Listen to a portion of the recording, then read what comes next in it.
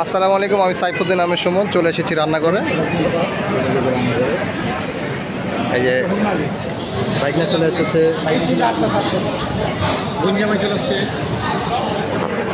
আমি আপনাকে দেখাবো এখন।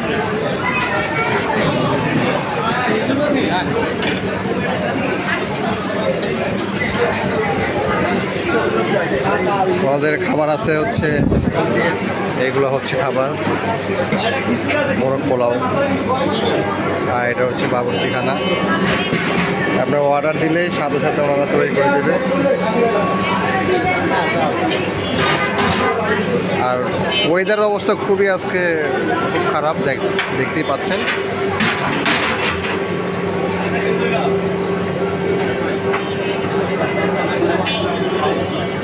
আমরা এখন খাওয়া দাওয়া করবো।